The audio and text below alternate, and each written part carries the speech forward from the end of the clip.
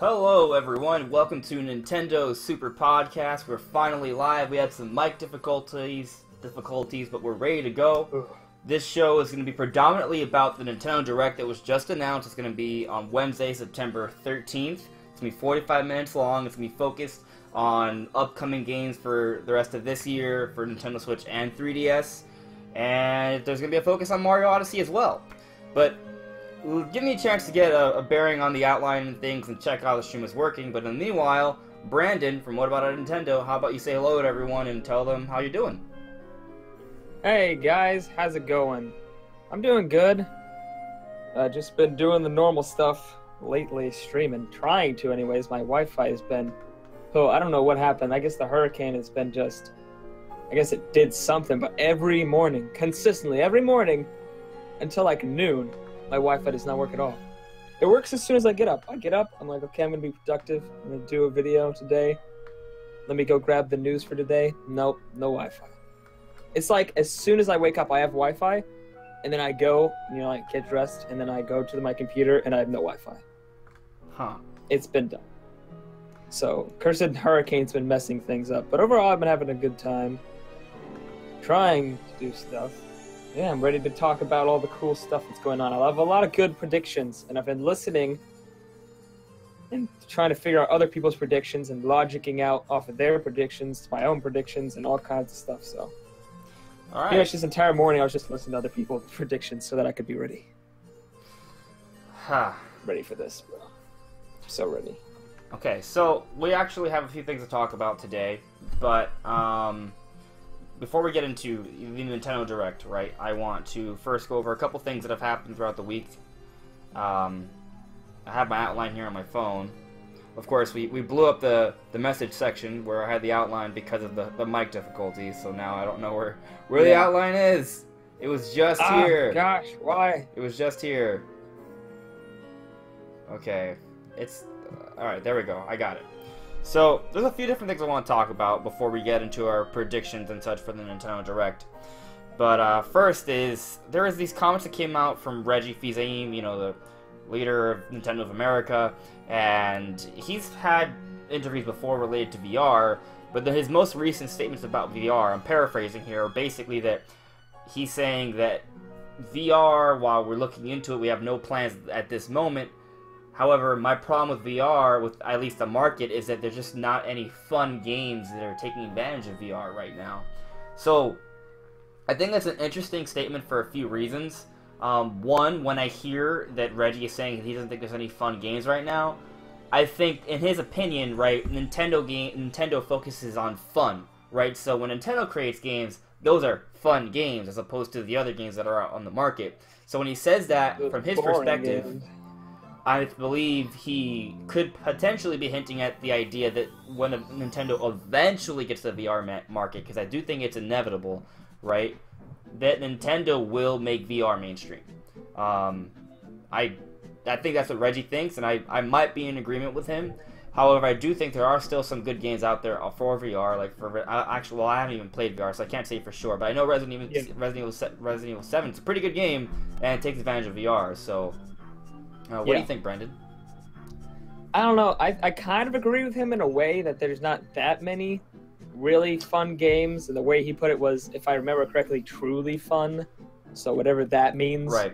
The difference between regular fun and truly fun, I don't know what that is exactly. But I kind of agree with him because there's not that many VR experiences that aren't just like tech demos.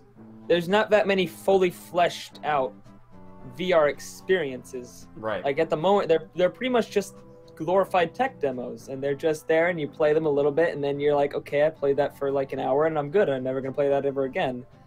And in that way, I kind of feel like VR has not taken off. It's still very much in its baby form right now. It's early stages, and I think for the money, it's not. There's nothing fun enough, in my opinion, for the money at this moment.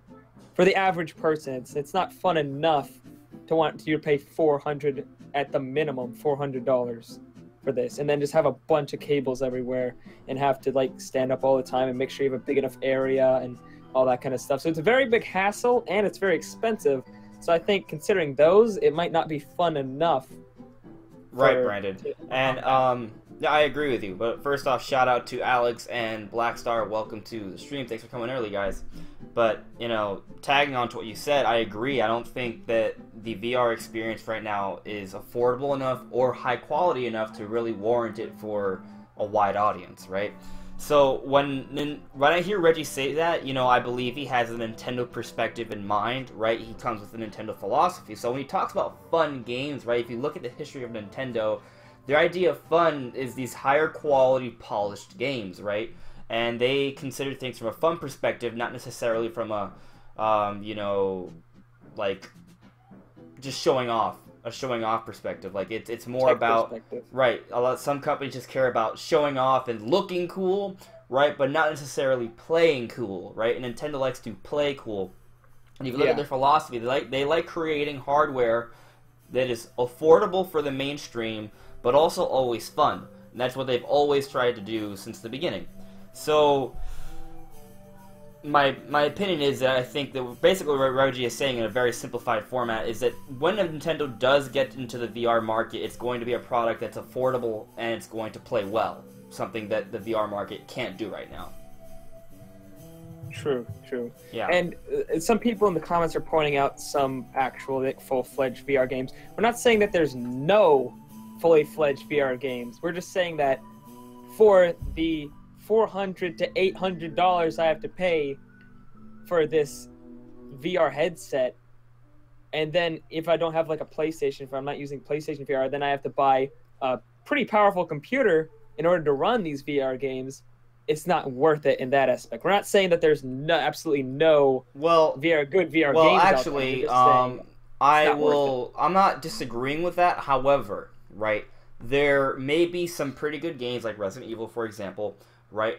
But there are no killer apps. There are no games that are for VR systems that will go down as one of the best games ever. There's no Super Mario World. There's no Halo Combat Evolved. There's no Grand Theft Auto 3. There's no Link to the Past. You know, there's no Donkey Kong. Like, the revolutionary games that have pushed consoles into the market and helped them, you know, get a serious foothold, there's no game like that for VR. There's no Breath of the Wild, you know?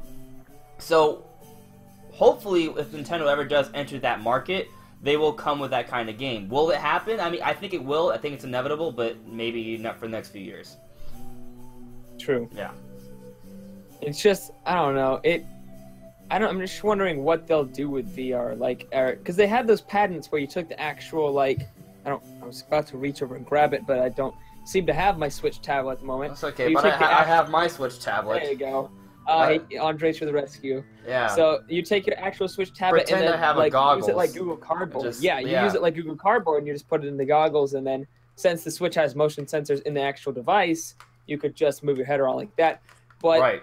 But what's also great about the Switch, though, is that it also has these controllers that are basically just as good or good enough compared to your like Vive sort of VR controllers that have advanced motion controls and tracking, and the standard dual analog controls as well, right? So with a headset, conceivably you could run a VR game. However, there are some issues with that. One, the Switch isn't really powerful enough for a quality VR experience. I mean, the PlayStation 4 Pro is not good enough for a quality VR experience, right? And on top of that, battery is a huge issue. And the Switch screen, I think it's a good resolution for what it does, to play games on the go. It's good. 720p is good for what it's supposed to do. But for VR, I mean, you want like a 4K resolution. Like, you want something really high because you put people's faces right there. It merges stuff. There's a lot of technology going on there. Like the Vive uses two 1080p screens. It's actually two separate screens. That way each eye has its own screen, its own 1080p screen. Because otherwise, with the Switch, you're not even getting one 1080p screen. You're splitting 720p. So that's you're playing a game, and what is that, like 360p? Like, that's not good. No. That's not good. And for VR, typically you need 60 FPS in a VR game because it's very easy with lower frame rates to get motion sick. So the higher the frame rate, the better that is. And typically 60 frames is like the minimum. Right. So, and I haven't looked into all the science of it, but there are other issues, like the whole balancing. You mentioned the frame rate issue, but I think people have had a lot of issues with the whole VR setup. So, like, Nintendo reportedly has been seeking for ways to make that not a dizzying, like, painful experience. Like, the thing is, actually, Nintendo was the first gaming company to go into the VR market. They created the Virtual Boy in the early 90s. That thing flopped for a lot of reasons, but one of them is because the system was not comfortable. It made people dizzy. You know, we still haven't gotten past that. Even though the games look better and they may feel better, they still make you feel dizzy. So we haven't gone over that hurdle yet. So however we accomplish that, Nintendo is looking into that. So maybe they'll be the ones to do it. Maybe someone else will be able to do it. Maybe no one will do it, and VR will just, you know, become a thing of the past. Like, kind of like 3D. Like, people have tried it out, but it's not really a big deal. You know? Yeah. So, and for the record, Nintendo tried 3D too. They tried to make it work, and it's cool, but it's just kind of a gimmick. It's not really something that's going to become a mainstay, I think. And, you know, whatever. It's not a big deal. No. I kind of liked 3D, but the thing is, I really wish they had 3D for home consoles, but, like, nobody has a 3D TV. Like, I don't have any 3D TVs, but it'd be so cool to play Legend of Zelda Breath of the Wild in 3D. Like, that'd be awesome. VR, like virtual reality. No, I just mean like like hands-free 3D, like just normal 3D, like not virtual reality. Like 3DS 3D. Yeah, but better version. They also need a better name for 3D. Just saying, because games technically are in 3D already, right? You perceive 3 dimensions when you're playing a game already. When the 3D, right, it's just like the idea that it extends past the screen. Right, so I wish there was a better name for it, a better catch-all phrase name for that, because it just it's confusing. There's two kinds of 3D. I love watching 3D movies. Like, when I go to the theaters, I don't like watching it in 2D. It's like, I'm paying all this money, I want to watch it in 3D, because it's like, I don't know. I know a lot of people are like, oh, 3D movies, it's all a fad and it's just dying. But I love 3D movies. Like, I legitimately think 3D movies enhance the experience a lot. And I think you could use VR even just for 3D. Like, even just for 3D, VR is useful, but no, everybody has to use 10 billion motion controls and completely form the game around motion controls and stuff. And I do read comments, by the way. I don't think you have to do that. Yeah, we're reading all the comments. We read comments, but as a conversation goes during a podcast, it's hard to answer the questions while someone's talking, you know. So, but if you have any questions that are relevant to the discussion, put them within the chat, and we'll try to get to them. If we miss them, because there are multiple people like talking right now, so you might miss it, and feel free to ask it again. But yeah, I don't think VR or 3D are really great right now. VR has a chance. It's unfortunate, but yeah, I think VR. The problem with VR is it limits your gaming experience a lot in some ways, while also giving you new experiences in other ways, like movement options. I think one of the biggest hurdles from just making any game into a VR game is movement options. You're so limited because, I don't know, for some reason people are so against just using a joystick while in VR. Like, why can't you just move with the joystick? I don't know, probably motion sickness or something. But, like, they just want you to walk around, like, in your actual physical environment. But, of course, you're going to hit boundaries in your actual physical environment. So it's a very limiting thing. I think I don't know, I feel like you should just be able to use your regular controller and just be in VR at the same time. Or move around with a joystick. But obviously, there's something I don't know about this, because they're not using it. Either that, or they're just really adamant about the moving around in real life aspect of VR. Which isn't really even the part that interests me as much as just viewing a game like in a first-person 3D environment. Like you're actually there. Because I love that kind of experiences. Like, I have Google VR, or Google Cardboard, and I love that. I just love being able to see everything, like, right there, and it feels like you can touch it. Like, that's fine. Like, I like that. It's better viewing experience, but I don't feel like every game needs to be like, I'm dodging everything in real life. Oh my gosh. It's like, it doesn't have to be that way. It could just be a cool experience in 3D and stuff. I don't know. I feel like that VR could be that in some games, and, you know, in other games it could be the cool, you know, moving around in real life thing. I just don't feel like it needs to be that for every single last game. Right. Yeah, well, I guess we'll just see what happens right now. I mean, I think it's possible to make VR work, and I think it's possible to make 3D work. My biggest problem with 3D is even with the 3DS, like whenever I play it, I see like this ghosting, like I see an outline, like it's distracting, it doesn't look smooth. I always have that problem with it. And when I do go to the movies, I put on the glasses and I can enjoy the movie, but I don't like wearing the glasses, and there's always this adjustment period for me. Like the first few moments are very uncomfortable for me whenever I put on glasses, even at a theater, even like a quality like IMAX theater. I still think it's annoying. So I would like it in the future if they could get past that. It needs to be optimized. I honestly think that's a person-by-person basis. Like, I don't have any problems walking to the theater and instantly just putting the glasses on and just, like, going straight into it. Like, I don't have the same problem with VR either. Like, I've never played VR and got dizzy either, and I play on my phone. It's not the best experience of VR.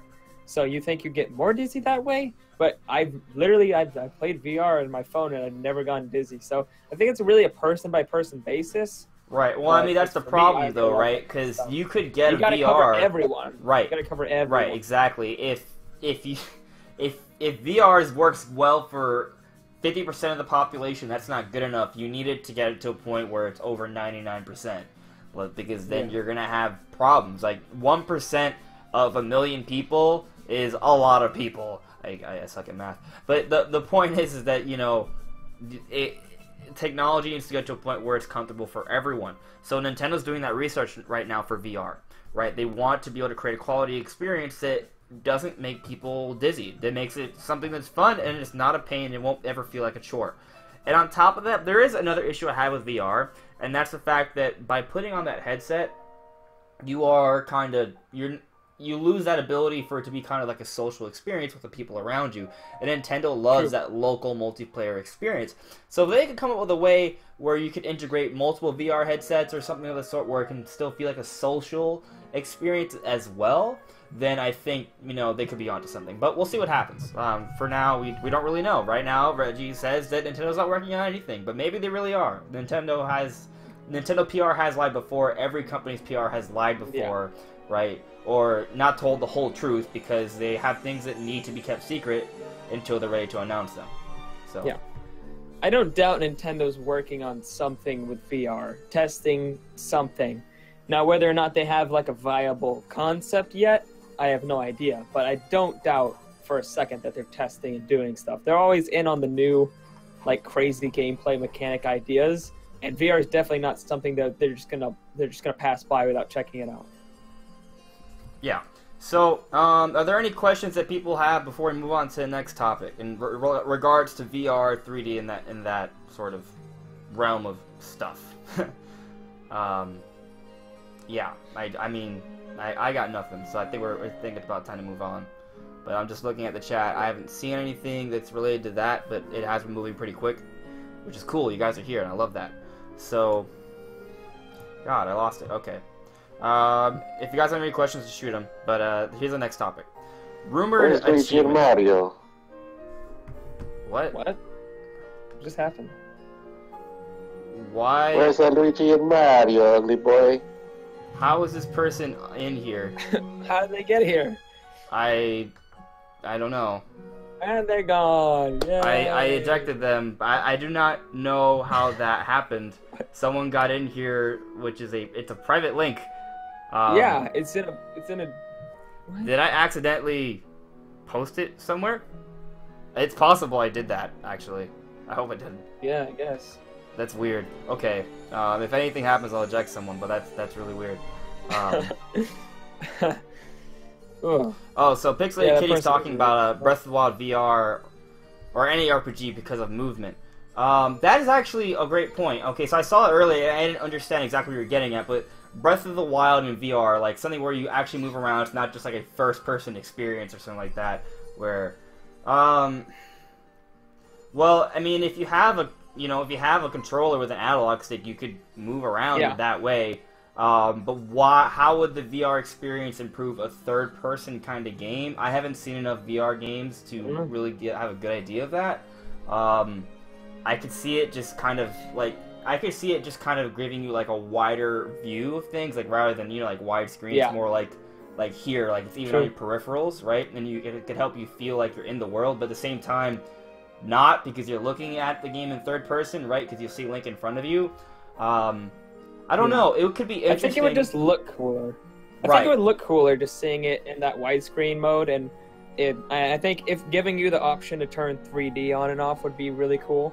I don't know. I just love 3D experiences, so I was always like, if Switch does VR, I just want to play Zelda Breath of the Wild in 3D. Of course, they're never going to do that because it's too boring. Yeah. But I'm actually really creeped out that boring? someone got into the chat, because that link was sent through Yeah. a private I'm Twitter confused. message. If someone has seen me post a random Google Hangout link in some sort of social platform, let me know. I may have done that accidentally. It's just really scary that happened if I didn't, because that means I someone was so confused. was able to hack into our chat, which is scary. But And then why? Why would Right. you even do that? right, well, I mean, people do weird stuff. So, It's true. yeah. I would like to see. I don't know how Breath of the Wild VR could look. Like I said, I think it could just be an expansive peripheral view, right? Maybe you can see when those pesky like bats are behind you, like stuff like that. It could be interesting. But that's all I have to say on that matter. Are we ready to move on to an achievement system? Apparently, according to some small-time developer that was using the Nintendo Switch official Reddit or whatever. I don't remember the exact quote, but basically they said that Nintendo is planning some sort of achievement system. Yeah. I don't know how much water that holds. I think it's possible. Even if that person may not be being legit or not, maybe they just want people to pay attention to their smaller game. Yeah.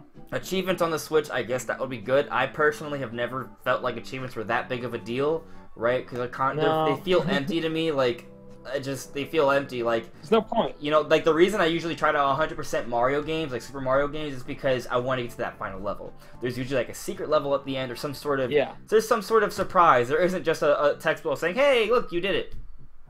You're good. You're great. No. Oh my gosh. Now you're Yeah. amazing. But I mean, yeah, if they give you some sort of reward like Nintendo coin, my Nintendo coins and stuff, I guess that would be it would work, especially if you can get stuff with Nintendo coins. So yeah, it would be cool. I'm not big on it per se. Like it's not a big deal to me. But you know, if it's another thing Nintendo could use to be on par with the competition, especially if we're paying for online, then all right, you know, that's another thing we need to have. So, and actually, I want to get to some details about that, but I'll wait until we get to the direct portion. Is there anything else you guys want to say in terms of the achievements? Because to me, it's not a big deal, but if it is for you guys, let me know. Yeah, I've never really liked achievements. Achievements are annoying. Like, I'll be playing my Xbox the few times I play my Xbox, but I'll play it. I'm playing Halo. Typically, I'm playing probably 4-player split-screen Halo 2 or something. And then all of a sudden I get this achievement, and it just starts blocking my view of my tiny little box. I say tiny. I play on a 55-inch television, but I have this tiny box, and it's just blocking my view, and it's just like so annoying. I don't know. And then it doesn't give you anything. It's like, hey, I pat you on the back here. You got a few arbitrary points.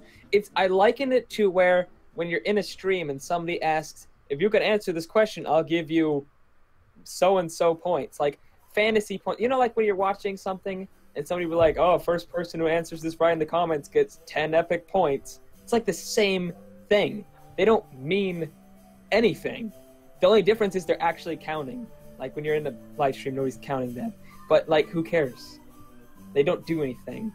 I've heard a couple of people, like, they could do it to where it actually is something. Like if you get let's say Sony, they have the platinum trophies for getting all the trophies. If you got a platinum trophy in Zelda Breath of the Wild, you get like 5-10% off the DLC.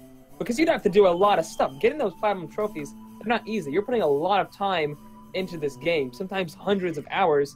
And then, I mean, it'd be nice to get some kind of like 5-10% off the DLC, or like maybe the Switch doesn't have any themes right now. Maybe if you platinum a game, you get that game's theme. Like something cool to give us, or even just something like a keychain. I don't know, it unlocks a reward in My Nintendo. Right, well, the My Nintendo Play Points, that would be something that could be pretty useful with achievements. So, I think they just may have to do have that. good rewards. You just Yeah. have to start having good rewards. So I mean, it's just another sign that maybe Nintendo, the Nintendo is working on this online infrastructure. They have a lot to work on because the whole debacle with the voice chat on Splatoon is terrible. So there's a lot that needs to be fixed.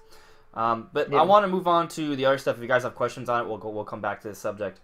But so there's been some rumors about Fallout 4. I think, if I remember correctly, there was a Spanish retailer that was listing Fallout 4 Game of the Year edition for Nintendo Switch.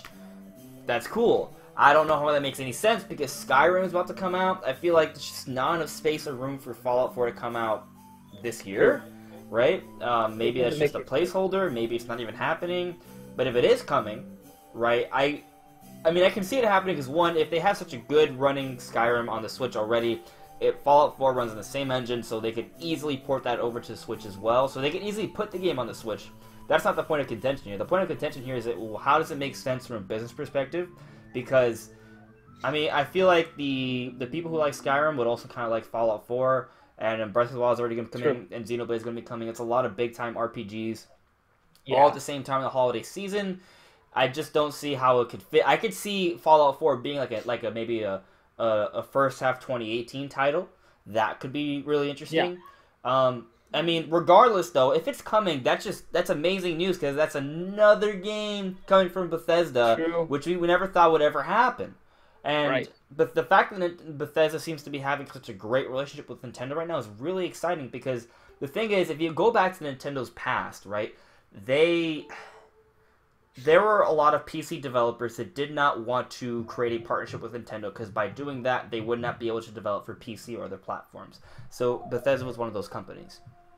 And the fact that they're working with Nintendo now says a lot about how much Nintendo has changed over the years. They're really changing things around. They want to work with developers. They're not going to strangle them or tell them what to do. They just want to create a good environment for them to create games. So Bethesda's working with Nintendo now, and that's really exciting. Another developer, or publisher actually, that is showing support for Nintendo now, which they rarely do, is Rockstar, apparently, because L.A. Noire is getting a remake or a remaster for PS4, Xbox One, and Nintendo Switch, and they're all coming out together November 14th. So this is really good news because Rockstar hasn't made a game for Nintendo in like 10 years or so. I think the last game was like Manhunt 2 on the Wii. And, I mean, it's good for a few reasons. One, Rockstar's putting a game on Nintendo Switch. But secondly, it's coming out the same day as a game that's coming out for PS4 and Xbox One. True. So that's really cool because it's showing parity here. It's showing parity with the competition. Yeah. And that's what's so exciting here. We've been talking about this for months, and a lot of people have put us down for saying this, but we've been saying, you know, the Switch has a grand opportunity here to get third-party support that's comparable to PlayStation or Xbox. And if Nintendo can do that, have all these indie games, and a slew of awesome Nintendo games, this is going to be a really, really good system to have. And it looks like it's actually happening. You know, it's just the beginning, right? But we got Skyrim, we're getting Fallout, we're getting NBA 2K, we're getting FIFA, you know, we're getting lots of indie games. Now apparently Rockstar is going to be on the system as well. You know, this is all very promising stuff. And I mean, just a week ago, we got a hint that Final Fantasy 15 will be coming to the system. And no, it's not the Pocket version. Do not believe the stupid media sources. They're saying that stuff to get hits. There's actually no reason to actually think that. That is something that was literally contrived and paraphrased in a way for people to believe that it's not true. But regardless, the point stands that developers are showing support for the Nintendo Switch, and that's really exciting. And Rockstar supporting Nintendo, they haven't had a good relationship in the past, so it's just interesting that we're seeing something. Will we get Grand Theft Auto on a Nintendo system, like a real Nintendo system, with a full-fledged Grand Theft Auto, or Red Dead Redemption? I mean, probably not this year, but maybe in the future. Maybe if the Switch continues to sell well, if L.A. Noire doesn't bomb, there's a chance, and that's really exciting. Yeah. I think I'd much rather have Red Dead Redemption than Grand Theft Auto, but I know everybody, oh my gosh, if Grand Theft Auto 5 did come to the Switch, I know it would sell, like, ridiculously well. There's no way it would not sell ridiculously well. Grand Theft Auto 5 sells well to this day on every platform it's on. It's like, in Europe, it's like always on the top, like, 20, like, consistently. The game's been out for, like, forever. I mean, I know they made the remake a couple years ago for Xbox One PC, but still, it sells gangbusters all the time. And a chance to have that on the go would be absolutely, I mean, people would flock to that. There's no way they wouldn't. It would sell gangbusters. Yeah, I mean, a lot of games are coming. Actually, Pixelated Kitty, you just point out Rocket League. Yeah, Rocket League is coming as well. So yeah, there's a lot of games that have been great on other platforms like Xbox and PlayStation that are coming to the Switch now. So that's really promising. A lot of games are coming. And even though we're getting hints for a lot of good games coming, apparently we're getting a Nintendo Direct this Wednesday, which is the whole big name. I mean, the whole big thing for this podcast. That the Direct is coming on Wednesday. It's what everyone's talking about now. There's a lot to say, but Brandon, what are your initial thoughts on this Nintendo Direct? It's gonna be 45 minutes long.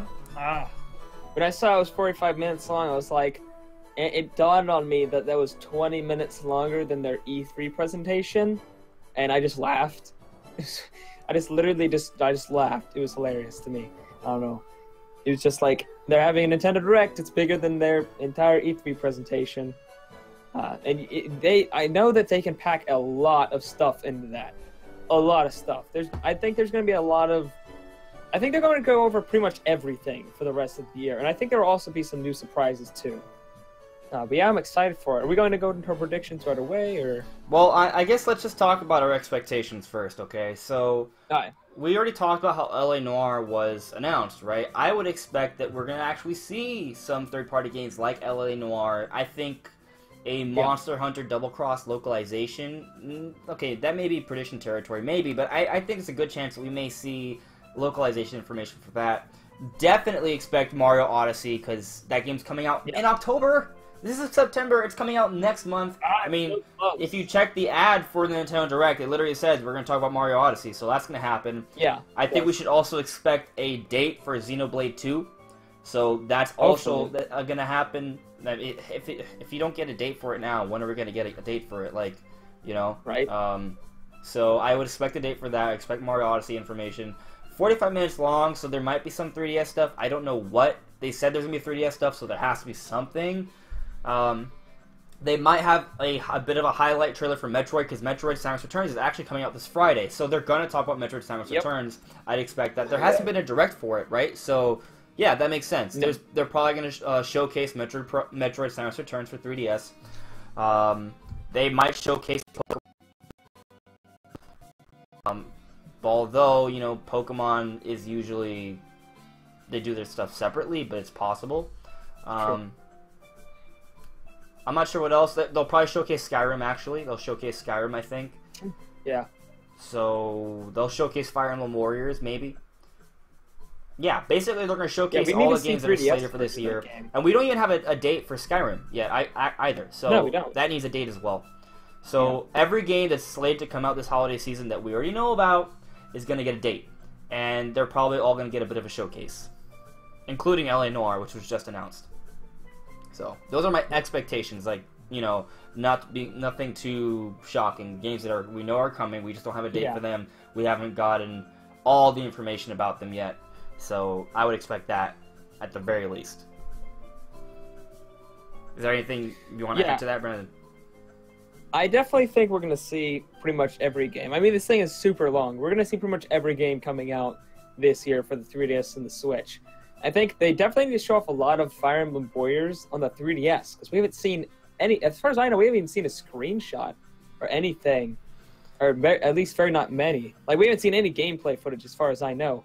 I'm not even sure if you've seen any screenshots of the game running on the 3DS. So, like, we know nothing about it. We know nothing about how it's going to look comparison, how it's going to run in comparison. We know nothing about the 3DS version. Any changes they might English, they might make for it. We know nothing about the 3DS version, so I think that's going to be something they show during this Direct.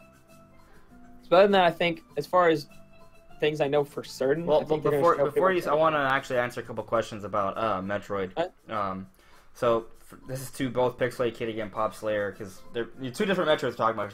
So first, Samus Returns. Why do I not think it's on the Switch? Well, one, I mean, it's a good question, actually.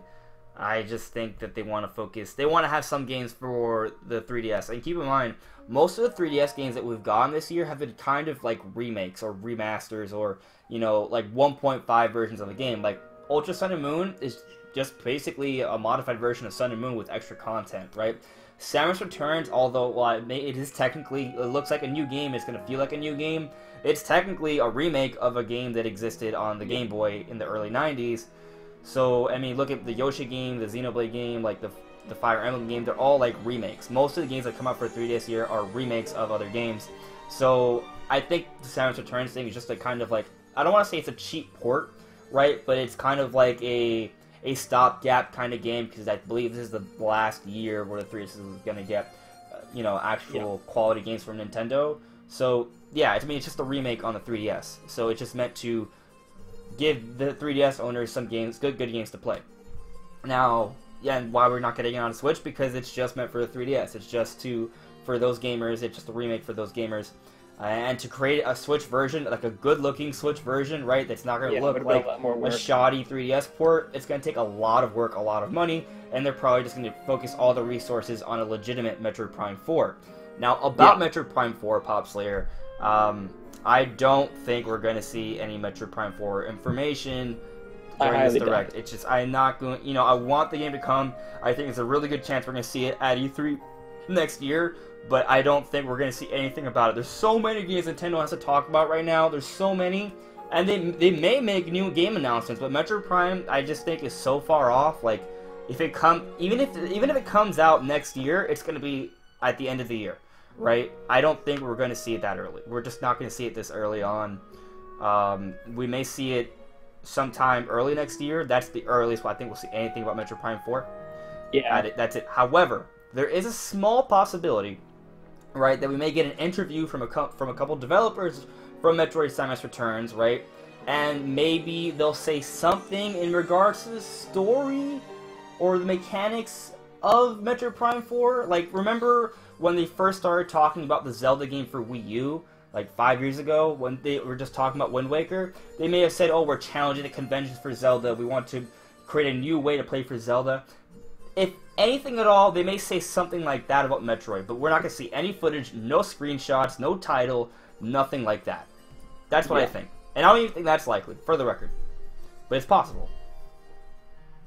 Yeah, I agree. I think at the very earliest, if they do another one of those January events, which I think they really should do, I think they should do an E3, and I think they should do an early year event like they did for the Switch. I think they should do that every year, but at the very earliest, it'd be at something like that. Something big, something where everybody's watching, like not just a small Direct. Like, I mean, like, Directs are big and a lot of people watch them, but it's not like E3 or like, you know, the January 12th event of this year. So it's not big enough. Metroid Prime is, quite frankly, one of the biggest games that's going to be on the Switch. So you're not going to show that off in just a random Direct. Yeah. But, you know, another thing you guys brought up about, well, Brandon, you brought up how this is not necessarily the big Direct where people, you know, the big event. It's in September, right? Like, I'm shocked that we're getting a 45-minute Direct. Me too. In September. But here's the thing. So we're gonna start talking about some console war stuff right now, right? So are you guys familiar with Super Metal Dave? He's a YouTuber who has inside information. He's reported about some things before that have come true, like Pokemon Sun and Moon, the original code name for that, certain launch games about the two Metroid games that were in development, Metroid Prime 4 and Samus Returns. He leaked all that information before they were announced. So he has inside sources, right? And he's been saying for a while, he's been really cryptic, and you can make the argument he's just trying to get hits, but he's not making that many videos, so I don't really think he is, that there are two really big Megaton things that are going to happen this year.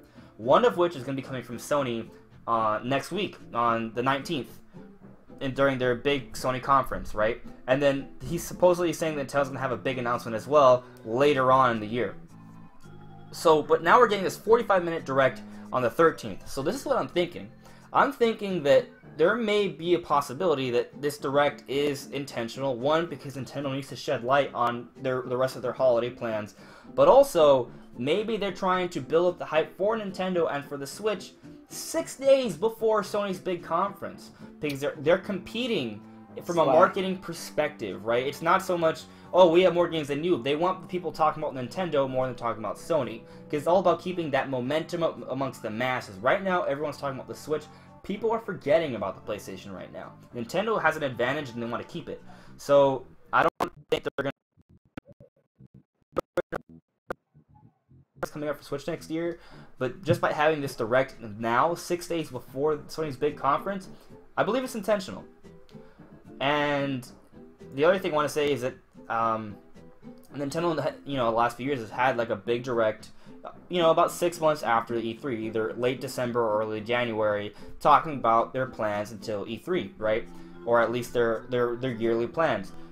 And Superman Dave is suggesting that there will be a big announcement from Nintendo. That may happen a little bit earlier now. We may be looking at an early December sort of big Nintendo Direct. That may happen.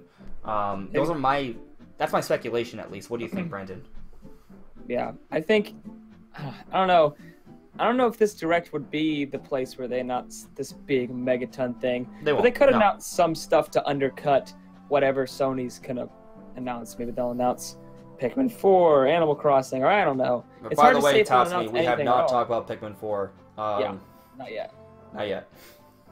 It's a good point, though. I don't think I was going to bring it up at all, but, I mean, that game has been just sitting there waiting to be shown off. I know they have it. Yeah, pretty much.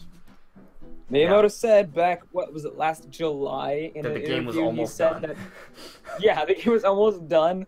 The game has to be just done. It's just sitting there waiting to be shipped out at the right time. Whenever there's a gap, it's just slide right in there. Yeah, it's crazy. So maybe we will see it then. But I think I don't know. It's hard to say. I'm going to be watching Sony on the 19th for sure to see what they show. For sure. For sure. Probably stream that. I still think it's going to be PSP4 Go or something like. Could be. I don't see Sony announcing a new PlayStation. That doesn't make any sense. They literally just launched the PS4 Pro half a year ago, right? Yeah. The Vita's been dead for a while, so maybe they'll announce their next handheld system like that, and maybe they're constructing it a way where it competes with the Switch. So that seems the most likely to me. I don't know what else they could do. Maybe they have something else in the works. I don't know. Maybe they bought Microsoft. That'd be crazy. I don't think that's They just buy out Microsoft. Right. I mean, that wouldn't really help them, except they would get Halo. Yay. Yeah. So I don't know what exactly they're going to show off, but, I am paying attention to the sources, the talk, the speculation. I think they have something to show off, so we'll see what happens on the 19th. Yeah, for sure. I do think Nintendo's going to have... I think they're going to keep going with the big, end of year or early year directs or, presentations. Not even directs, just, big presentations. They're going to announce them probably, a month or two before they happen. They're going to be big events, like E3 almost, like Nintendo's own kind of E3, essentially, I think. Yeah. I think it just makes sense. Just, those generate so much hype, and you can reveal a lot of things because they don't talk about anything. Most of the stuff that's happening in 2018 they don't talk about during E3. So when would they announce most of the stuff during 2018? Same thing they did this year in a big event during the beginning of the year or late the year before. So I think that just makes too much sense. So I think that Megaton announcement, whatever that is, I think that will be in that event. I do think you guys are talking about the potential for them showing off Pikmin 4. I wouldn't put all my cards in that because I don't expect Pikmin 4 this year. But if it's a 45-minute direct, and if what my speculation is true, with Nintendo is placing this direct strategically at this point to kind of keep momentum and talk about Nintendo instead of Sony, they may have a big game announcement just to keep the hype going. Pikmin 4 is not so big that they have to hold it off, like Metroid or Pokemon. But it's big enough to keep the talk going. So, I don't think that's completely out of it. I can see it happening, is what I'm saying. I'm saying, you guys aren't crazy for suggesting that Pikmin 4 could be shown up at the end of the Direct. But Mario Odyssey, is huge. Mario Odyssey is like a huge, huge game. Yeah. Whenever there's a new Super Mario game coming for a console, it usually is suggestive of just how big that system will be. So Mario Odyssey... I mean, it's looking like it's going to be better than Sunshine, that's for sure. I mean, look at Galaxy. Galaxy is one of the highest rated games of all time. Of all time. And the Wii is, I think, the second best selling home console of all time, right? So, you know, that just kind of goes to show you. A big Mario game says a lot. So that alone is something to talk about. So a showcase for Mario Odyssey could really be all they really need. But if they talk about Skyrim, that they announce Fallout, maybe I think there's a good chance they'll announce Fallout coming early 2018. I think if we're ever going to hear about a Monster Hunter Double Cross localization, it's either going to be now or at the Tokyo Game Show. So, you know, we might hear about that. That's a prediction, by the way. I think we'll hear a localization about Double Cross and Fallout 4 announcement as well. Neither of which will be coming this year, though. I think they're both early 2018, for North America at least. Yeah. Do you have any early predictions, Brandon? I guess we talk about different things that we think could happen for the Direct. I don't know. As far as Pikmin goes, I don't know. I'm very split. I don't see a reason for them to announce a Pikmin 4 at this Direct, but I don't see a reason for them to not announce a Pikmin 4 at this Direct. So I don't know. It could maybe be better. It depends on when they want to release it, because I feel like this would be a very good spring 2018 title. And then, so you could announce it at this Direct, because if it comes out very early, like February or something, that doesn't give you a bunch of other times other than this Direct to announce the game. Because what, are you going to announce it at a December, January event where it comes out in 1 or 2 months? That doesn't sound like a great idea. So maybe they could announce it at this event if they're wanting it to come out early 2018. Maybe they think this is this would be good. This would be like 6 months before it launches around, roughly. I think that would be a good time frame. Yeah. 6 to 8 months before it launches. I think that's a good time frame to announce it. So we could see a Pikmin 4 to end out the show. Just give it that extra boost of hype. Because as much as Mario Odyssey is a megaton of a game, it's going to sell amazing. I don't think this Direct is going to generate that much hype for the game, since we've seen so much of it and the hype's already there. I don't think they need to show any more of it to get that hype. I think they just need to show a couple of different things, wrap up what we need to know before the game launches, and then we're good. So I don't know if that will generate too much hype, because the hype's already there, but Pikmin 4 could generate a lot of new hype, if you know what I mean. Because Mario Odyssey, it's got a lot of hype behind it, but I mean, the hype, there's not much they could show that would build it up more than it already is. It's already like super high. So I don't think they would show anything that would be like mind-blowing again. It would just be like, oh, that's kind of neat. There's another world we haven't seen before, but it won't be like, I don't think it would be anything mind-blowing. Yeah. So maybe they want to have a megaton announcement in there, and Pikmin 4 would be a good. Pixelated Kitty, your question about a big, powerful console for Nintendo games. I don't think that's going to happen. Although last podcast, me and Brandon were talking about a 4K dock, right? Yeah. I think it's still a little too early to talk about a 4K dock or a Nintendo Switch Mini for the Switch, but, right, just to answer your question, I think there's a good chance we'll get a 4K dock where you can put your Switch in and play your games with a higher frame rate, higher resolution. They'll look a little bit better, and you'll be like that powerful console you're talking about in your comment. If I read it quickly, so I hope I got that right. And hopefully that can come out next year, and it still will be the Switch. It won't take away from the Switch. I don't think Nintendo's going to announce like a whole new home console with, an AMD super graphics card, blah blah blah blah blah, stacked on 3 other graphics cards that sodomizes Xbox One X. No, that's not gonna happen. But maybe a 4K dock, I could see that happening. But I don't think it's gonna be announced during the September Direct. I think if we're gonna get a hardware announcement, it's gonna be next year.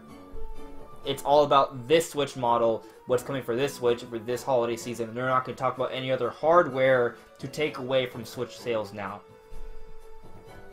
Yeah. Yeah, I agree. They're marketing the Switch as their home console. You can't just come up with another home console immediately after and just be like, oh, well, actually, the Switch is our handheld now. What? Yeah. It doesn't make any sense. It would have to be something that adds on to the Switch, or is something that can coexist with the Switch. I mean, a home console would essentially, replace a major component of the Switch. It would kill sales for it. Which wouldn't make any sense. It would kill sales for it.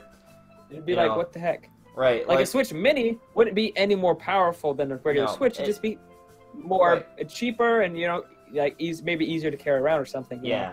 It wouldn't be, it wouldn't make the handheld version of the Switch like obsolete. No, and they would play the same games, by the powerful- way, if they were to do that. Yeah, they would play the exact same games, the exact same carts, everything like Right, that. Like a new home console would make the home version of the Switch obsolete.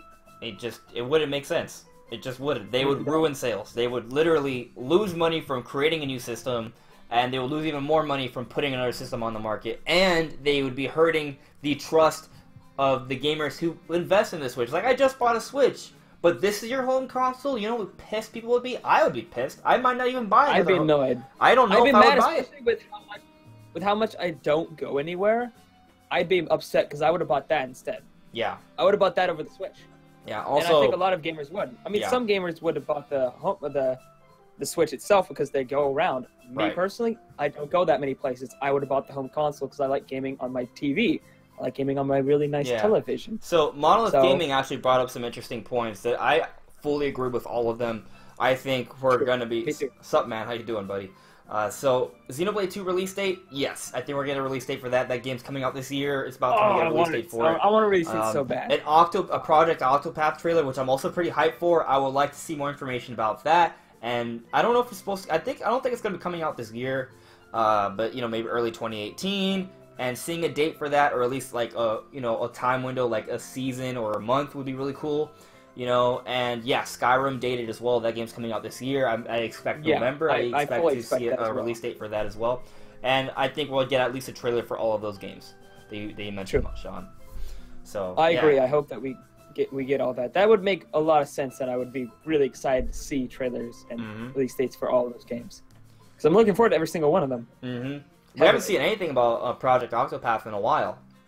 Yeah, we haven't. We've just shown off the initial January 12th event and then never talked about it again as far as... Was it mentioned at E3 at all?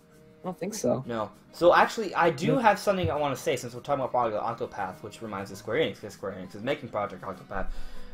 Final Fantasy 15, if it's actually coming to the Nintendo Switch, there is a small possibility, like not likely. Do not hate me if it doesn't happen. I do not think I wouldn't put my money on this, but it is a small possibility if Nintendo is going to be talking about 2018 already, that we may see something about Final Fantasy 15 for the Nintendo Switch during this Direct. Maybe. Not likely, but it's possible. Just want to put that out there. I highly doubt that. I highly doubt that they would show anything of Final Fantasy 15 at this Direct. Because I think if Final Fantasy 15 does come out, I don't think it will come out this year. No, it'll be. I think early 2018 at best. At best. At best, and I don't even think that would be. I don't think that would be a thing. I think it'd be like late 2018, if I had to guess. Yeah. Another thing to actually consider is that I don't think Octopath Traveler would come out around the same time as Final Fantasy 15 either. So that's also something else to consider.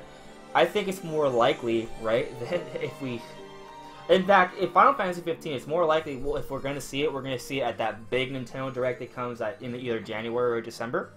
Yeah. Right, and it could be like a holiday 2018 game for Nintendo Switch, kind of like what Bethesda's doing with Skyrim now. Right, so what'll happen is that they'll create an optimized version for Nintendo Switch. It'll look comparable to what we saw on PlayStation, hopefully with a smooth frame rate, something that PlayStation or Xbox can't say. Yeah. And maybe have a little bit of extra content, some DLC, some Nintendo characters and stuff. Stuff like that would be really cool, and I think is realistic. So I could see Final Fantasy 15 coming out holiday 2018, and if we're not, and then Octopath Traveler will be like Square Enix's big early 2018 title for Nintendo Switch. Yeah. So, and I think there's a really good chance we'll see that during this Direct, if not the holiday. Well, Final Direct. Fantasy 15 is also coming to the PC, so I wonder how that would fit everything in. Do you think they'll schedule that at the same time as the Switch version? That's what I was wondering. When is this PC version slated to release? I'm not sure. I can look it up. Let me look it up real quick. I don't, I could see it not happening. I could see them just waiting. The other thing, though, is that the thing about Final Fantasy 15 is that I'm not sure I see it like Skyrim, right? Because the thing is about Skyrim is that people love that game. That game is a classic now, right? And a lot of people are really excited to play it on the Switch because it's portable. Portable Skyrim is kind of like a dream come true for a lot of people. So that game's going to sell really well. I don't know if Final Fantasy 15 on the Switch next year is necessarily a good business idea. So that's also something to take into consideration. I don't know. I mean, I'm not a businessman, right? So I can't say for sure. It depends on what they add to the package. It depends on the timing of things. You don't really know. But between Xenoblade 2, Skyrim, and, you know, there's so much going on with RPGs on the Switch right now. I don't see a good opening for Final Fantasy 15 as it is. It's going to need to make some serious improvements, and hopefully if it comes out next year, 2018, at the end, that they really add enough to the package to make it feel like Switch owners need the game. I mean, given the fact that it's portable, maybe enough, but I think it would need to be a Game of the Year edition kind of thing with all the DLC. Final Fantasy 15 is not a Game of the Year, though. No, I know. I'm just saying. No, definitely not. Like a director's cut, or direct. Like that's what I meant. I meant like an Ultimate Edition, not a Game of the Year edition, but an Ultimate Edition. I think if it was an Ultimate Edition, it could be well. Also, the PC version comes out early 2018, whatever that is. Right. So I don't know how that would.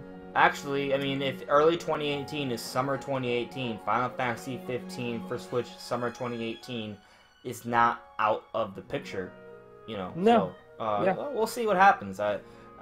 We'll see. Actually, summer might work. It's not too far out of the window for it to still be in the minds of gamers. So it could be marketable.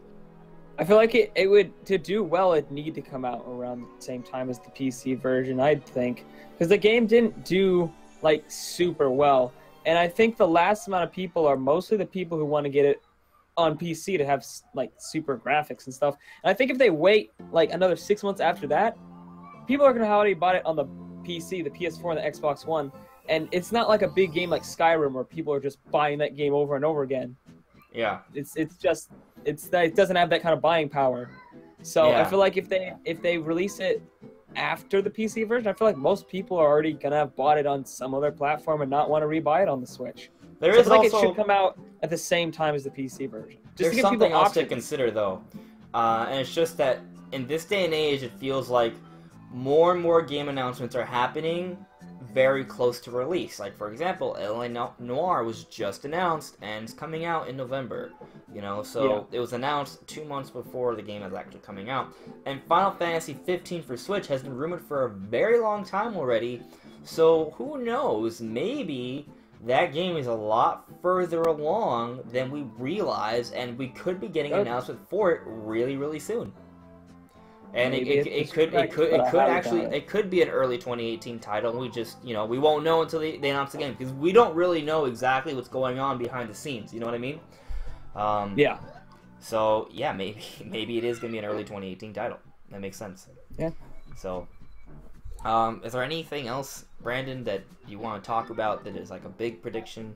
Can I go crazy prediction? Well, I mean, as long as it makes sense. Out. Alright. Like, don't tell me that, like, I don't know, like, someone from the dead, like Michael Jackson, is gonna come back into the direct or something. Yeah, not that crazy, but there is a big Apple presentation tomorrow where they're gonna show off the iPhone 8, and in other Apple, they did show off Mario Run in another Apple presentation. So what if they show off in this Apple presentation, they show off Animal Crossing Mobile, and then on Wednesday, the very next day, they show off Animal Crossing Switch, and they show how it works with Animal Crossing Mobile. Yeah. It'd be really cool. Oh. Like, I'd die. I would die. I'd have a heart attack, and I'd just die. Well, at least my wallet would. That would be... It'd be super cool. You know what? That's actually really interesting. And, I've considered... I think you got something there. I wouldn't be surprised if we hear something related with Nintendo and Apple. I could see that happening. My only point of contention is that Mario Run did not sell as well as people would have liked. Well, the sales aren't so bad. It's more of the amount of money that could have been made. So... I'm not sure how happy Apple would be about necessarily having Nintendo on stage again. I can't, I mean, I feel like, I don't know. I'm not saying that, Apple's pissed off and they're never going to have Nintendo on the show again. I'm just saying it wasn't as big of a success as it could have been. That's all I'm saying. True. So I don't know if that'll be a big deal. I don't know. There's also another possibility, and I thought about it the other day. I do not think this is going to happen because I don't think it makes sense from a business perspective overall. But just a hypothetical, what if Nintendo and Apple announced a partnership where only Nintendo smartphone games would be on the Apple devices? Oh. Or right, like that would be crazy. Think Nintendo And to take it another level, right? This is all hypothetical that I don't think is going to happen, but they announced that partnership where Apple gets exclusive Nintendo smartphone games, but also the iPhone 8 is so powerful that it has a peripheral where you can basically attach Joy-Cons and play it like a Switch. Oh my gosh! Like that is just me like just. I don't think it's gonna happen. It doesn't make any sense because Nintendo can sell their games on both Android and Apple and make way more money. Yeah. And Nintendo wouldn't want to give the rights for hardware to any other company. Like Nintendo would never do any of that stuff. I'm just saying. I'm just putting it out there. It's as an interesting idea that will never happen. Yeah. That would be. I do not. I would. Oh my gosh! I would be so. I don't know. I have Apple devices, and I always probably will have Apple devices. I have my phone right here. Yeah. But still, just the thought of it being iPhone exclusive, it's just like all the money that you could have made. All the money you could have made, Nintendo, is just out the window. Apple would have to pay a lot of money to get those exclusive rights. And even then, would it even be worth that to Apple? Because it's not like it's going to make... I mean... Right. It probably wouldn't be worth it for Nintendo either. How much money would Apple... Infinite amount of money, because the truth is, like, if they make that partnership, how long would that last? Because Nintendo... There's all this business out there for Android that it won't happen, right? Yeah. But, I'm just putting it out there.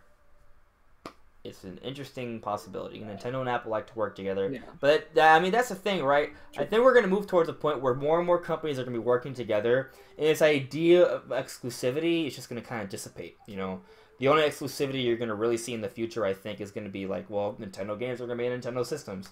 Uncharted is going to be on PlayStation. Halo is going to be on Microsoft, Xbox, and that's pretty much it. Everything else is going to be everywhere.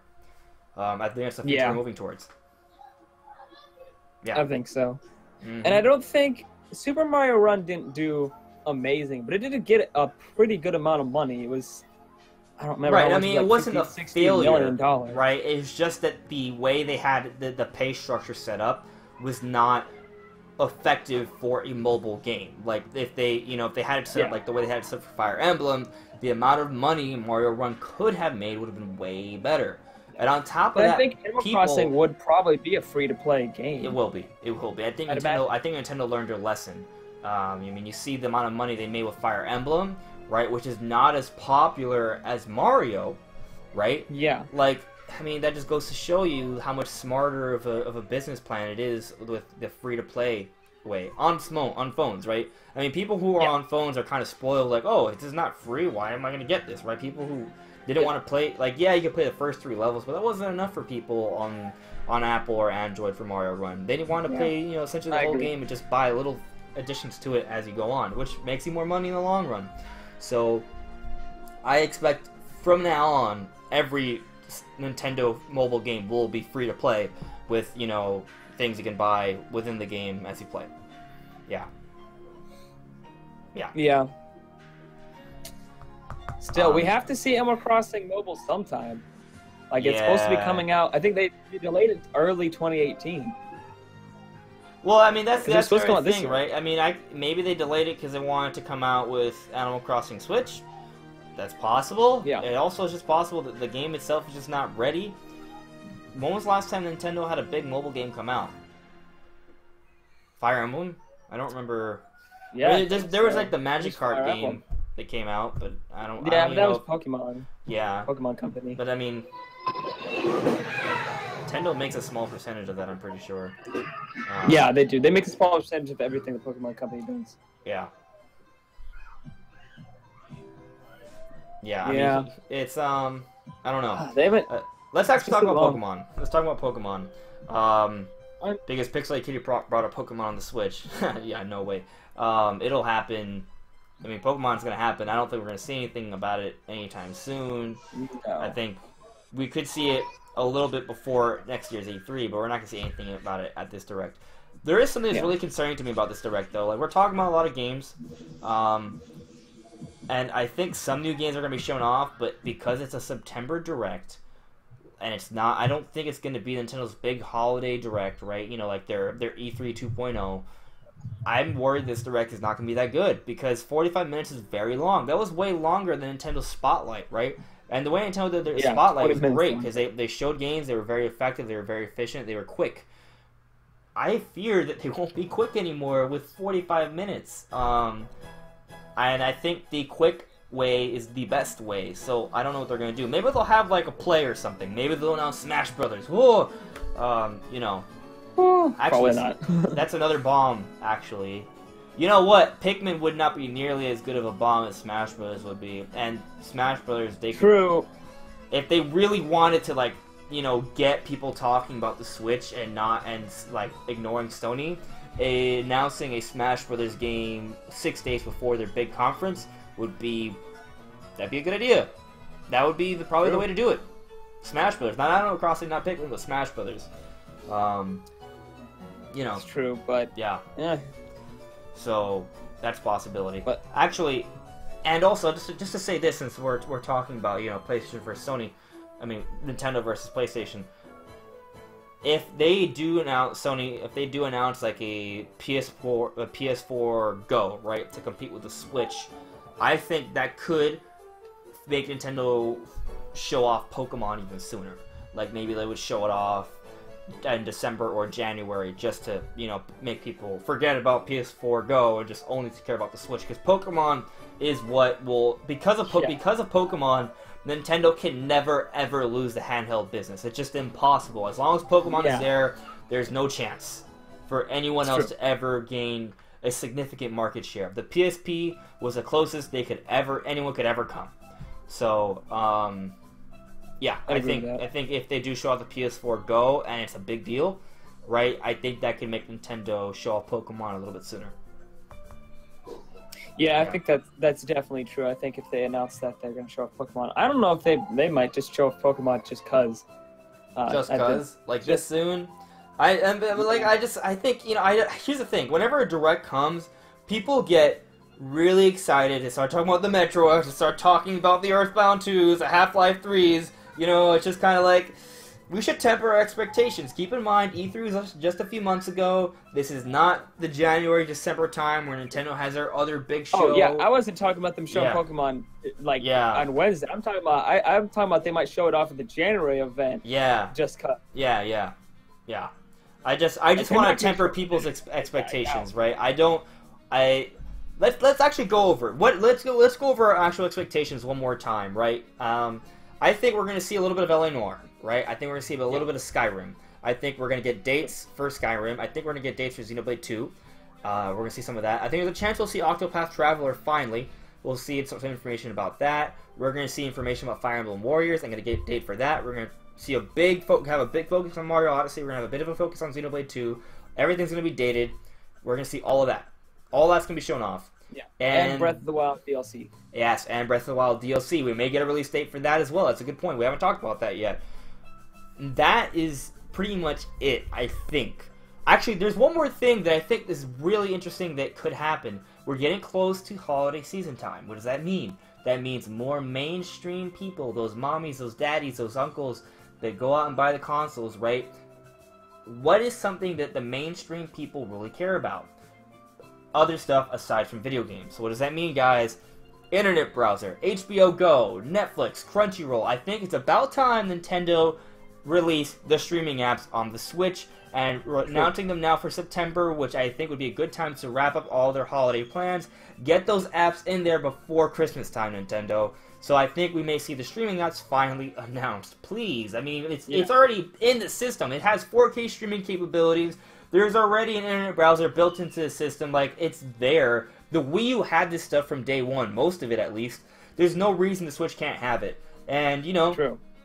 I mean, the Switch is pretty cool because, like, yeah, everyone has their own devices already. You don't need to have that stuff on your Switch. But Come on. Yeah. Like, if I'm watching Netflix or HBO Go or Crunchyroll, right, I'm on my television, right, and then I need to want to go to the living room or to the kitchen because I'm cooking something or the bathroom or whatever, you know, just to kind of take it out and continue watching it as I'm walking around the house doing chores. Yeah, that's something you can't really say about other devices, not with that seamless transition, you know? Yeah. So Agree. I think it's going to happen, right, and announcing it now will be good. So I think that's something else that I would say either it's definitely a prediction, but I almost expect it to happen, right? Because when else? When are they going to announce it? Like they need to have. I think they definitely should have it before Christmas time, and this is a really big direct. So you know, they have 45 minutes. They have a lot to put in there. Yeah, I think those would be helpful. I think the only reason, like, I would use those in the other instead of like on my phone or my TV. Let me count the amount of devices I have. I have PS4, an Xbox One, a phone, a PC. My own TV has all these apps built in. Right. So I have like 5 or 6 different devices that already have it. But none of them can go from a big screen in my living room, right, instantly pop it out, and then just watch on the go. And I think that's the only reason that they would need to have these in the Switch. Otherwise, I'd say, I mean, come on, I have it literally 5 or 6 different other ways to use the exact same apps. But none of them can do what the Switch can do. So I think that'd be cool to have. And I think that would definitely get more of those that casual market. And just like, I mean, some people just like using their devices as entertainment systems. I mean, the Xbox One, when it first came out, was a lot of the marketing was the all-in-one entertainment box. Mm-hmm. So if the Switch has that as well, then that'd be helpful. So here's the thing, though, right? Like, yeah, like we mentioned that because the Switch can switch over, you know, between portable and home console, it kind of makes it like more useful to have it on your Switch. But also, if Nintendo wants the Switch to be the go-to system at home, putting those devices on it makes it that. Because the thing is, you know, whatever system has all the streaming apps on it, if people are really into Game of Thrones right now or something, like, they're going to be on that system more, right? So by giving the Switch those streaming apps now, like, it's going to make people use the system more. If they use the system more, they're going to check out those games more, they're going to buy more games for the system. It all makes sense. And this is the time that all the, like we said before, all the casual people, like the moms and dads, are going to be buying those systems, and those streaming apps, you know, are really good for people who don't care about video games as much as we do. Especially people who have fewer HDMIs in their TVs. Like, some people have HDMIs, they only have one HDMI for their TV. They're gonna be watching, you know, Netflix on their PS4. They're not gonna want to get up, switch it over to the Switch so they can play. They're just like, well, I'll just play Call of Duty or, you know, Uncharted or something. I'm already on my PS4. I'll just do that instead. And if you have it on the Switch, you're already in the Switch, you already have everything plugged up, everything's ready to go. You don't have to change anything. You can just be like, okay, I'm done watching Netflix, hit the home menu, click on the game, you're good. Actually, here's an example of that, right? Right now, my Switch is not connected to my television. I haven't played my Switch on my television for at least a couple weeks. Because, I mean, I could play it in handheld mode. I've just been playing Sonic Mania, basically, the last 2 weeks, right? You know, so I'm watching either Netflix or Crunchyroll on my television, and because, you know, I have my capture card, my computer, and my Wii U, and all these different devices connected with different HDMIs, like, it's just, right now, the way I have my setup, my Switch is not plugged in, and I just haven't felt like plugging it back in, because I can kind of just play the games, you know, right there. So, but just to point out that I might be using my Switch more if it had the stream apps on. I wouldn't have my Wii U plugged in at all, right? I use my Wii U a lot because of the streaming apps. Right, so once the streaming apps are on my Switch, it will be always connected to my television, and I would use it more than I already do. So just as a real world example, like it actually leads to me playing my Wii U a little bit more than my Switch. I'm just watching Crunchyroll and Netflix on my Wii U, but you know. Yeah. I actually can say the exact opposite. I have not played the Switch in handheld mode in several weeks. I just literally sit down and play it on my TV all the time, which is, again, if they announce a powerful home console, I'm going to be so upset because I would have just bought that. Oh, wow. No, it's not going to, they won't. It makes me sick just thinking about it. Just thinking about that makes me about it. No. I think the closest thing, like we said it before, the closest thing we're going to get to a powerful home console from Nintendo is, well, the Switch is actually more powerful than people think, for the record, but also is a 4K dock. That's or something along those lines. It will boost the capabilities of the Switch in some way. It's going to be a peripheral of some sort. They announce a whole new system that will just destroy sales, make no sense whatsoever. It just won't happen. And if it does, well then, if it happens, then we could be seeing the end of Nintendo. But we're not, so that's not going to happen. If I hope people understand that. It's true. Right. That doesn't mean we won't be seeing Nintendo games in 4K. Like I said, there could be a 4K dock in the future. We've seen patents for a supplemental computing device, so we'll see what happens. Yeah. I'm trying to think. I think we've covered it. We're gonna get Breath of the Wild stuff. Is a good thing you pointed that out. We're gonna be seeing that. Finally, I think we'll get a date. We're gonna get a trailer for it. Like the same way we got a trailer for the DLC 1, we're gonna get a trailer for DLC 2 now. Yeah. Yeah. I definitely expect that. I mean, it's supposed to come out in literally max 3-4 months max.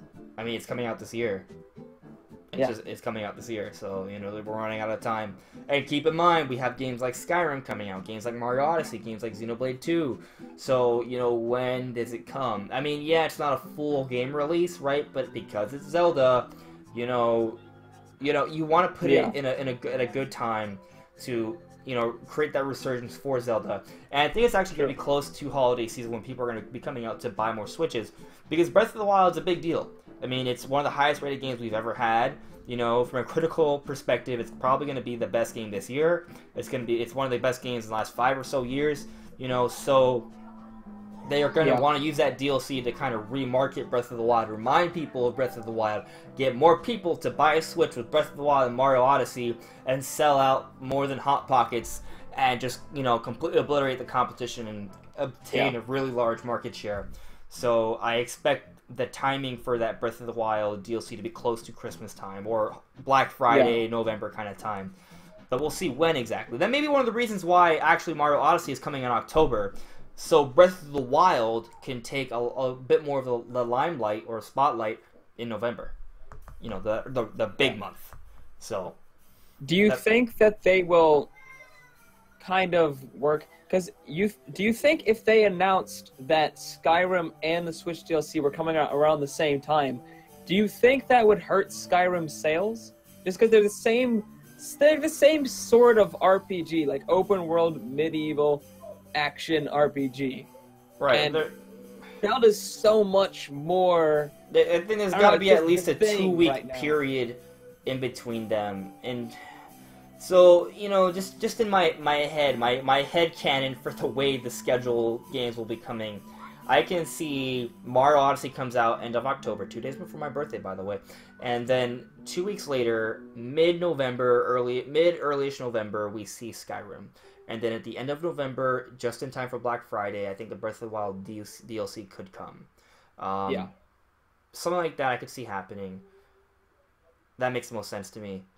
And it's interesting though. I could, in fact, I wouldn't be surprised if we saw some sort of updated packaging for Breath of the Wild. Like, what if they came out with a Breath of the Wild packaging that included the DLC within the cartridge or something like that, or like a download code. $80. Yeah, something like that.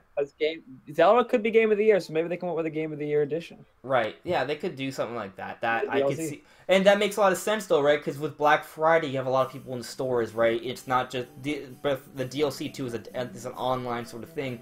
So just to show that off again, like a repackaging of it might be a really good idea to get more sales and get more people aware of Zelda. So that makes sense. So maybe, we might see an announced packaging Game of the Year edition for Breath of the Wild, which comes I think that'd be a really good idea. Yeah, I mean, it doesn't matter to us who already have the game, but for those people who are buying it just to see that packaging there, especially the people who don't pay attention to the internet. I bet there's going to be people who rebuy it just for the packaging. Okay, you're right. This is Zelda we're talking about. They're going to buy it just for the new box art, even if they already have the game. And that's also probably when we're going to see the amiibo, right? There's going to be new amiibo for Breath of the Wild as well. That makes perfect sense. You get this new packaging for Breath of the Wild, a collector's sort of edition with the DLC Game of the Year edition with all these new amiibo, and they relaunched all the old amiibo. So then you have like 10 Zelda amiibos in this new Zelda game, and maybe they'll even announce like a Zelda skin Switch or something. Like, there's a lot they could do with Zelda. You know, and Yeah. it's a little my weird wallet because cries. you don't want to take away from Mario Odyssey either, and so I don't think they'll go overboard either. Yeah. Well, I mean, Mario's generally been bigger than Zelda. I mean, it just Yeah. sells better than Zelda does. So I don't think anything shown But this is for the Zelda best-selling would Zelda. This is overshadow going to be the best-selling Mario Zelda Odyssey. game ever, though. Yeah, but this is also looking to be maybe the best Mario game ever released. So Yeah. I mean, you're getting like the best Zelda game with what could be very easily be the best Mario game. We don't know that, though. So we don't know. We don't know that. We don't know that. I mean, I think it's safe to say that this Mario game is going to do well. It's just a question of how well. This is going to be Galaxy level. Is it going to go beyond that? It's going to, you know what I mean? Like, just how good is it really going to be? I mean, I'm shocked that Breath of the Wild is doing as well as it is. You know, not that I ever thought it would be bad, but Breath of the Wild is going to be the best-selling Zelda game of all time. Yep. And probably by a sizable margin, right? Because as a Switch, It already passed Twilight Princess by a considerable margin in Japan, and it's gaining on Wind Waker. And the game came out in March, not Christmas. So here's another interesting thing about the Switch, right? It's breaking lots of records, it's selling really well, and it kind of pisses me off because I see some really big time people talk I'm not gonna say any names, right? But there are some people on the internet, like Twitter and YouTube, that talk about Switch sales, and they compare it to the PS4 and such. And here's the thing: it's not that I necessarily care if the Switch is doing better or worse. I do care, but I mean, I'm not biased about it. I see it objectively, and whatever it is, right? But people fail to recognize or highlight the fact that the Switch came out in March. So the first 6 months of the Switch versus the first 6 months of the PS4 aren't necessarily a fair comparison because the PS4 came out during the holiday season, the best time of the year to sell systems. So, given the Switch and its games came out in March, you know, months after the holiday time, it's not, you know, a fair comparison to compare the first 6 months for both systems. And the fact that the Switch has sold better than those systems coming out in March instead of November suggests that once holiday season does come around, that it's going to do really, really, really well. Yeah, I don't expect stock to be readily available for the Switch, like in the next year, possibly. Yeah.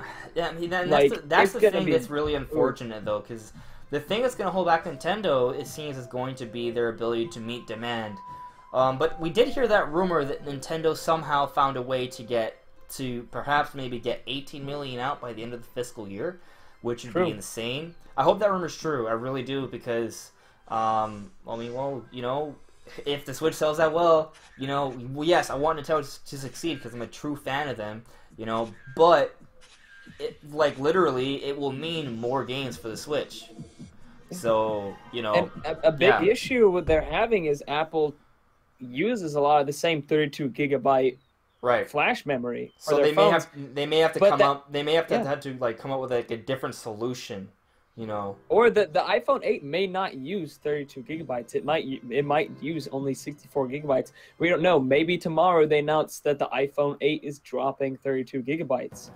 Wouldn't surprise me at all if they drop that and go to just 64 and up. What if the iPhone 8 is just cloud memory? Like they force you to pay $10 a month just to have cloud data. That would suck. I mean, maybe, but I mean, I don't know. Yeah, but I mean, we could see Apple just dropping that, and then all of a sudden now there's a lot more for Nintendo since Apple's not using them in their big new phone. Mm-hmm. So it could just be that a natural usage, or Nintendo. Hey, how about you just stop using only 32 gigabytes because that's not enough. Right, but the Switch is already out now. Like you can't change that now. You could, conceivably, you could. I mean yeah, I just don't see how that's good. How that's good business, though. It's not, but I mean, yeah. I mean, maybe a couple years from now they can announce like a 64 gig model, right? I guess you could do that, you know. They could change which type of flash memory they're using. Right. Just use the same. Right. I mean, as long as the Switch runs the same, and they could change the components a little bit on the inside to meet demand. They can do that. That's been done before in the history of video games. So you know, it's not that may be what they're doing. Hopefully, I really hope that they're able to meet demand somehow. But speaking of meeting demand, though, let's talk about the SNES Mini for a little bit, because I didn't get any pre-orders, and I really, really want one, like, really bad. It's coming out soon, right? The SNES Mini? Do we have a date for that? Yeah, the 29th, I believe. Of this month? Yeah, I believe it's the 29th is what people were telling me. Yeah, I'm hearing some speculation that they may have a lot of extra systems in stock on the day of release that weren't available for pre-order. So if you guys want an SNES Mini, just show up early to a GameStop or a Best Buy. You probably should be able to get one. Yeah, Reggie himself, not that you can believe everything Reggie says about stock, but he's saying that there's going to be, you should not, he's specifically telling people to not buy from scalpers, because you should be able to walk in the store and pay $80 to get one. And this makes sense. I've heard a lot of people talking about it, and it makes sense. When you look at how much it costs for them to make an SNES or an NES Classic, and then you're looking at how much it costs the stores to buy them, nobody's making like any money. I'm talking like sometimes the stores are making less than $1 on each SNES Classic. So right, but the thing is, you get people in your store though, right? Yeah, so when you get people in your store, they can buy other stuff. Yeah, right. You get foot traffic, and that's what they're using it for. So perceivably, they can just not offer it online. They can just be like, oh, we're offering it online, you know, make it look like they're, but oh, it's just selling out so well. They will have limited stock online. And then all of a sudden, at stores, they're everywhere. You can just go in and buy them. And why, you know, it's getting pretty close to Christmas, so people are thinking about Christmas presents. So maybe a mom walks in, they go, oh, look, an SNES Classic. My son or daughter has been yelling at me like the whole month to get one of these. He picks up, and then you see a whole range of other cool products. You could buy them for Christmas. You just start picking stuff out. It happens all the time. I've talked to people and heard people who work in like retail and stuff. You just tell them like how cool things are. Literally, you could be so BS about it and just be like, this is the most awesomest thing in the universe. And some mom will be like, oh, my kid will love this. And then they'll pick it up. They'll be like, you buy this, but there's also this other related thing that you can buy here, which makes them money. Like the SNES Classic doesn't make them any money. In some cases, it makes you lose money. But you can be like, oh, and we're also selling these other things, which are making us money. So that's literally the only reason. So I imagine that they didn't put much stock at all on online on purpose. Hey, I mean, so that's makes sense. How else will they make money, you know? Yeah. They're not making money off of the online stuff. Yeah. So actually, Pixelated Kitty, you brought up the possibility for a Mario Zelda crossover. I mean, it's not the craziest thing we've seen. We've seen Mario and Sonic at the Olympics. We've seen Mario Rabbids. So maybe, actually, you know, technically, if you consider a Smash Brothers a crossover, it is a crossover. There you go. And in fact, you know, it'd be really cool if we get a Smash Brothers announcement really soon. And the thing about Smash Brothers for Wii U that really bothered me is that, you know, it came out at a point in my life where I didn't have as many people to play with, you know, right with me at home and stuff. So and the online sucked. Me too. So I couldn't really play multiplayer that much with Smash. And Smash for Wii U is basically just for multiplayer, right? Although the tournament mode also kind of sucked too, so that was kind of lame. I would love it for the next Smash to have a good tournament mode, but also some better single-player modes. Maybe bring back adventure mode. Maybe bring back the actual true classic mode, not this fabricated garbage classic mode they have in the Wii U version. So you know, in those versions, especially adventure mode, maybe it could feel like a Mario Zelda crossover adventure. You know, so I would like to see that. If they put stuff like that in the next Smash, I'd be really excited. And even if you know, they're using a lot of assets from Smash for Wii U, if they in fact add in those modes we just talked about, I would buy it in a heartbeat for $60. So. I am one of those few people who loved Subspace Emissary. Like, I played it all the time. There. I loved that mode. It was so good. You had actual reasons for these characters like be interacting in a world where that makes no sense. The cutscenes are really cool in Subspace Emissary. Yeah, and the gameplay felt really good. Needed some more optimization. It's true. It needed a little bit more. Maybe it needed to be Like more there could have been open. some things that tightened down, but I don't think overall. I think It was it's solid. something that they It was could solid, definitely yeah. improve on. And I was super upset when they announced that it was not coming to the Switch, and then said we're having this crappy board game nobody cares about. Right. I was mean, like, they what? still had those Don't even get cutscenes Smash too. You know. Don't even get Smash Run. What? You didn't even get Smash Run. Right. You Like just got- at least put in Smash this Run. At crappy least put in the board game. 3DS stages. Look, another big disappointment for me was the fact that Corneria was not in the Wii U version. Everyone plays Corneria. Like that's like. Best. That's like, you know, it's like better than Final Destination, you know what I mean? Like, Corneria is awesome. I didn't get the 3DS version, right? So, I'm pretty sure it was in the 3DS version. Like, just put in the 3DS games, you know, but with obviously at least Wii U level graphics. Give us an adventure mode, give us a Subspace Emissary mode, you know, or one of those two, right? Give us a better classic mode, give us a better adventure tourney mode. And, you know, just add a couple more new characters with all the DLC, wrap it up, make it pretty, 1080p, 60 FPS, even though the game is already like that on Wii U, and, you know, call it a day. Yeah. We'll buy it. Yeah, I don't know. Personally, You're not I was kidding. super excited. Smash has been one of my favorite series of all time until Smash 4. Smash 4 murdered hype for Smash for me, like the entire series. Like, it for me, that's the lowest point Smash has ever been. Even though it has the most amount of characters and the most amount of stages and it's 1080p, 60 FPS, I feel like the reasons I wanted to play Smash, it's like they're not in Smash anymore. And mainly it's because I feel like they went way too far into the competitive scene. They made everything way more simple, especially the stages, and even the way the mechanics worked were much more simple than the other games. It just felt, I don't know, it felt very much like other games in the way that it was just very competitive, and especially just the stages are pretty much, hold on, let's make a platform, let's put 2 or 3 platforms above that platform, slap a sticker background behind that, and call it a different stage. It's like every stage feels almost the exact same. There are a few stages that feel good and like unique, like Gamer, that's a great stage. There's some stages that feel fine, but a lot of them are just, here's this normal platform, here's a couple of other small platforms, here's a sticker of a random game that corresponds with Smash, and that's it. And it's like a lot of the reasons I played Smash was for the crazy stages. It was for the like Smash 64 had the Metroid stage where the lava would rise, and there was a lot of different cool things that happened. Wispy Woods where the tree would like try to blow you off the stage, or there was that one Yoshi one, I think it was, where it had the clouds and the clouds would disappear. I forget what that was, but it had cool stages, and all the other ones had cool stages that had new mechanics. This one's just like, hello, here's a platform, some other platforms. Well, I mean, the thing is that Smash 4 is, like, geared to the core gamer. Like, they want a lot more. That's why they have, like, you literally have, like, an Omega version for every stage where it's just kind of, like, flat, you know, with a different background, which I think is actually a great idea.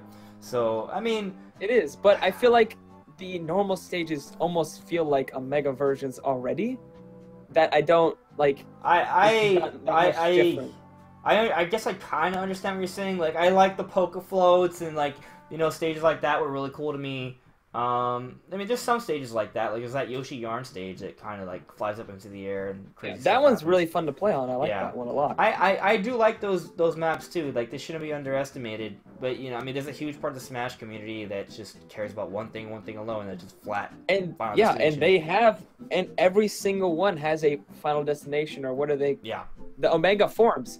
But then why take apart... If you have the Omega form already, why take the creativity out of the normal form? Why are the normal forms so boring if you already have this competitive Omega form available?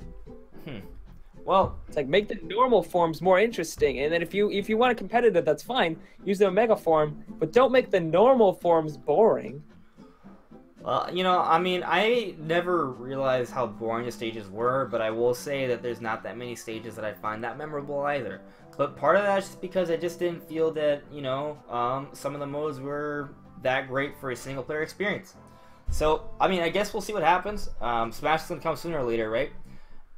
Yeah. Yeah, but I mean, in regards to the Direct, there's a possibility Smash will be shown off. There'll be possibility Pikmin or something, but realistically, we may not see any of that. We're just going to see what we talked about in terms of Mario, Mario Odyssey, Xenoblade, Skyrim, LA Noire, maybe Monster Hunter Double Cross. That's not too far fetched. We'll see what's that? Fire Emblem Warriors. We'll see those games. Yeah, that's pretty much it. Maybe we'll finally get those streaming apps. It's about time. It's about time. I think it makes a lot of sense. So I guess that's it. Is there anything else, Brandon, that you want to talk about? I think a lot of people are going to sleep already. So yeah, I have one very short thing. Okay. Do you think they might announce Smash at the Nintendo World Championships? They announced that Earthbound was coming to the Wii U, and they let you play for the first time that soccer-like game that was in Metroid Prime Federation Force. What if you go and you're playing? They're going through they're going through the normal World Championships, and all of a sudden they're like, okay, for this one, here's a Switch controller, and you're gonna play Smash 4. Or even if they don't, that would be be like, huge. Here's that a would Switch also controller. be. I feel like play GameCube Virtual Console, or Melee HD, or anything. Any Metroid form of Chibi, Smash. and a Virtual Console Earthbound are not nearly as big as a new Smash Brothers announcement. That's true, but I mean, you gotta go bigger. Bigger than last time, man. When's the next World Championships? Is it like it's in a couple months or something? I mean, it's not come out pretty soon. I don't, if Smash Bros. For Switch was already announced, right, and instead they announced a character and they were like, hey, look, play it here, that would make sense. Also, Pop Slayer, no, I don't think that there'll be anything about the VR during the Direct. It's just... Oh, okay, it's in October. Yeah, I don't know if they would announce Smash 4, but they could announce... I don't know, that'd be weird. They could announce some form of a Smash coming to Switch, whether that be Virtual Console Smash, Smash 4, or maybe even just a remake of an older Smash game in HD. Yo, look, Melee HD would make people go insane. So, I mean, if we finally get a Virtual Console and GameCube Virtual Console is announced for the system, and they're like, hey, look, here's Melee, maybe they can announce a Melee for Virtual Console, something like that. Yeah, I can see something like that. But I don't see a full game announcement level of Smash Bros. To be saved for the World Championships. No. Yeah, I don't think they would announce. But I mean, something I could see an announcement that is about multiplayer games. It may be if Smash is already announced, or it could be Splatoon DLC, or Pokken DLC, something like that. Mario Kart DLC, actually, not Mario Kart DLC, that won't happen. But something like that. Yeah, I mean that's it. And also, if they do announce VR, in my head, when I consider the possibilities for VR, I see it as something that will happen not this year, because Nintendo's focusing just on the Switch. It's possible next year if that's really in the cards, but honestly, realistically speaking, I think it's more likely we won't see it until... If we ever see it, I think it would be the next version of Switch, like the next console. So or it would have to be maybe compatible with the 4K dock, because the Switch definitely is not powerful enough to do a quality. Well, I mean, so what if next year Nintendo's big thing is to branch out the Switch and be like, okay, here's Switch Mini, here's Switch 4K dock, the 4K dock, and here's Switch VR, right? So the VR is just a headset, right? But you need to have the 4K dock for it or something like that. Like maybe it would come packaged together. I'm wondering if next year might be too early, though. Right. I mean, the Switch just came out. You don't want to branch out with new tech too soon. So I'm thinking this could be 2019 kind of stuff. And by then, the Switch is still... The hype for the Switch is not going to go down. They're not going to need to reinvigorate it. I don't think they need to do VR, because VR is not taking off, right? It's not like they need to rush to the market to get the VR market share, because Playstation is not really doing that great. I feel like they need to wait as long as possible. No, I think what they do is that if it happens... Right, we're both in agreement here. I think if we see it happen, it's going to be the next version of Nintendo's system, which would be at least 4 years from now. So, I mean... we're talking about 2021, 2022 at the earliest, in my opinion. By that point, the tech will be so advanced that they could probably create an affordable VR system that sells for $300. 5 years from now, 4 to 5 years from now. Yeah. So I mean, if you really are excited about VR, you know, you should start looking into the Vive or the PlayStation VR. I don't see Nintendo jumping into that market for at least a few more years. And I think, especially if they go with that patent where you use the actual tablet itself and then use the Joy-Con separate, they'd need a better screen. 720p is not going to cut it. They'd need something at least, say, 1440p. That way, when it's split in half, it's two 720p screens that you're looking at. So you're playing the game in 720p, which is fine. Because even at 1080p, that's 540p.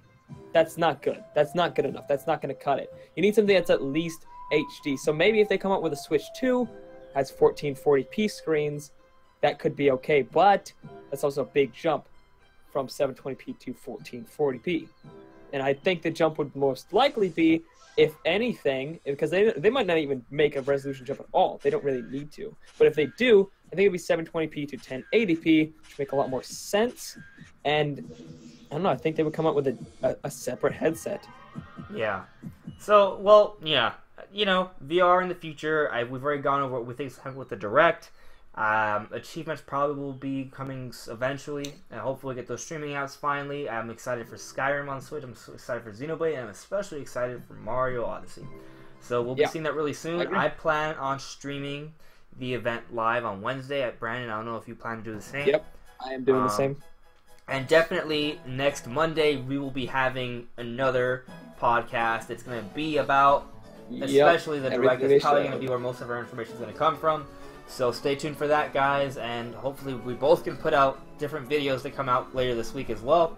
So I'll see you really soon. Thank you for watching, everyone. See you later. Bye. Bye.